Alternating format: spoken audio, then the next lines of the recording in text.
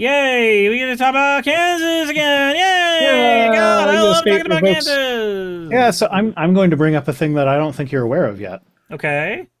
So I heard you talking about how like this, all of the driver's licenses where they had their gender markers changed were. Okay, so first, for the people in my audience that might not be familiar with this, I don't know, like, congratulations on living under a rock. I am jealous. Kansas basically sent letters out to everyone who has a driver's license who had their gender marker changed at some point, saying, hey, you don't have a driver's license anymore. Tough shit. And that's it. Like, there was no rectification for this. It was just like, you just don't have a driver's license now. And no, when I heard you talking about it earlier, you're talking about like, oh, they sent it to people who like they have immaculate records of people who have changed their gender markers. So this is like, they already have a registry of all the trans people essentially through that. But they have also done this for at least one trans person who has not changed their gender marker. Oh? She was assigned male at birth, and her driver's license said male. She had never changed it. Her birth certificate said male. She had never changed it. They revoked her license. She got caught up in it. So it's not just people who have changed their gender markers, it's anyone who is trans.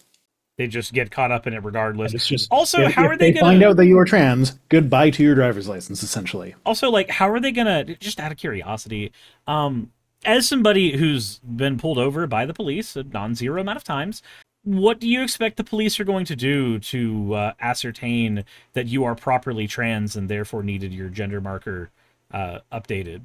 Are they just going to like go under your skirt real quick, or like what do you think the protocol is at that point?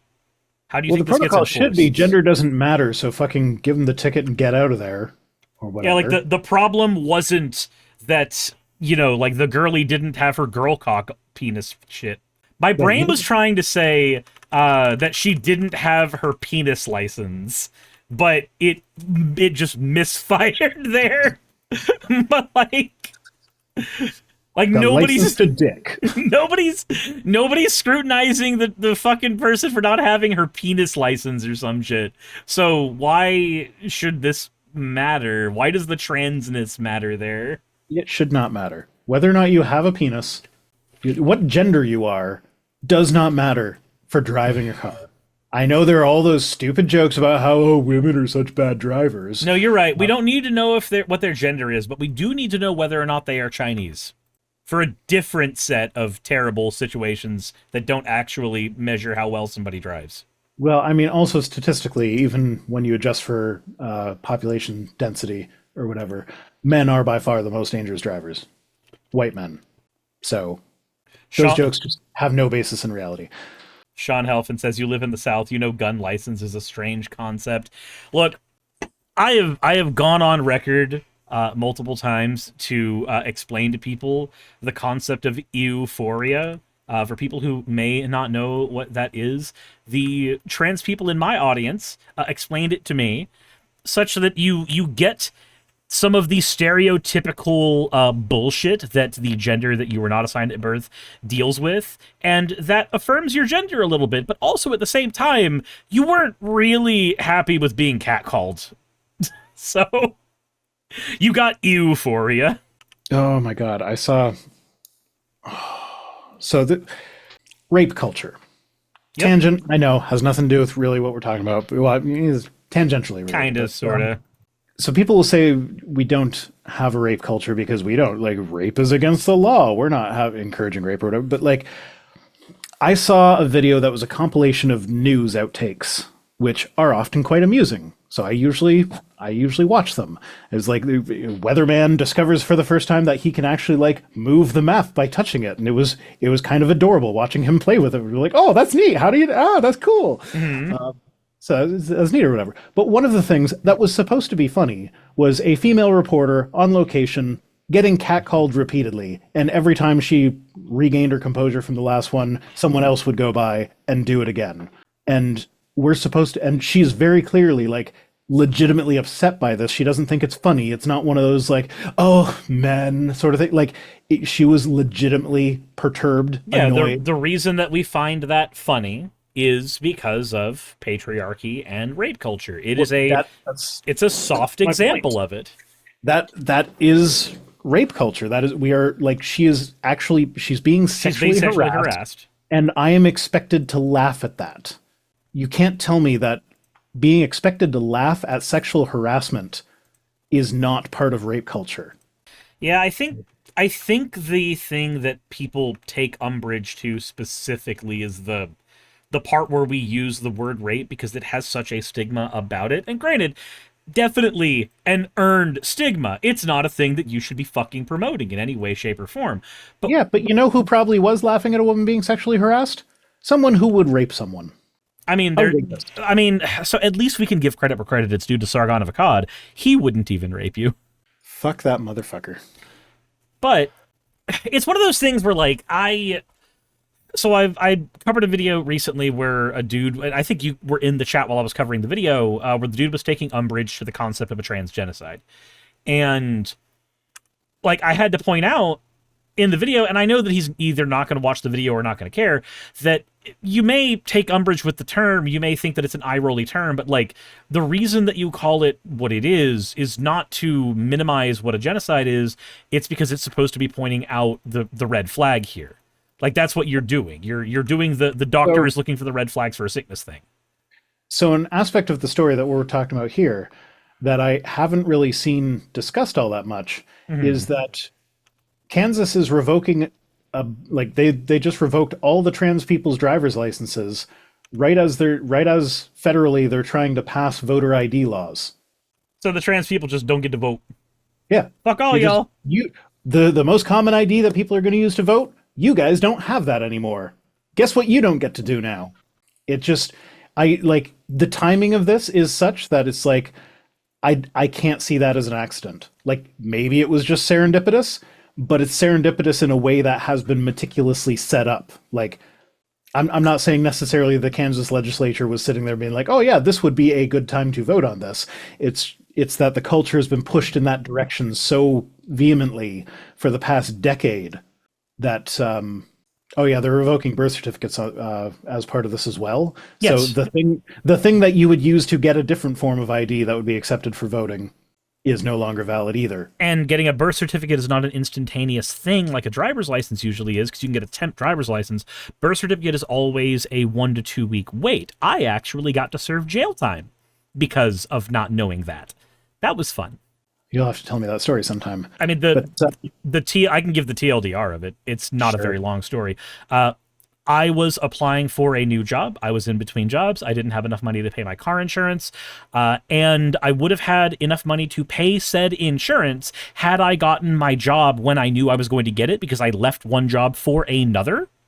But my social security card was damaged, so they needed my birth certificate to get my shit on file.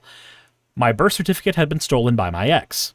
I did not know it had been stolen because I don't typically go into my file drawer and check every single time to see if my shit is still there. I expect that it's just going to be there when I need it. So I went home, tried to find it, couldn't find it, thought I lost it, went to jail because when I went to my orientation for that job, a police officer pulled me over and my insurance had just lapsed.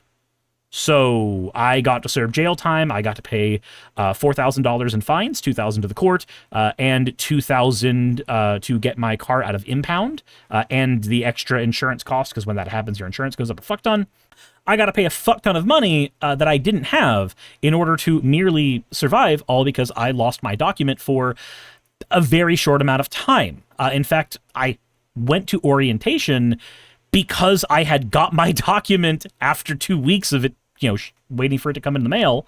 And I got that very, very asinine reminder of, oh, right, when you don't have your proper papers, that can just rip away shit from you that you didn't expect or didn't think about. I found out after, I think a month afterwards, I got a text message saying, by the way, I have your birth certificate. I will trade it for the title to my car.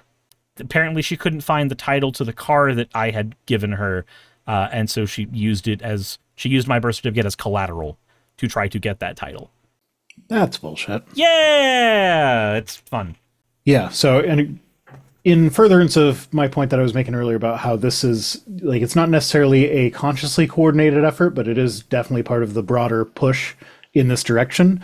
The ACLU is tracking it. There are more than 400 bills pending before various state legislatures that would target lesbian, gay, bisexual, and transgender people. And Kinma says, "Oh yeah, I forgot insurance is required to drive now." Kinma, what? Huh? has it not always been? What fucking world have you been living in? I'm just curious. Did you come from a different dimension? How? What? Yeah, driving without insurance here is a really big offense. That's an offense in, like, most first world countries that I know of. Not that the United States is one.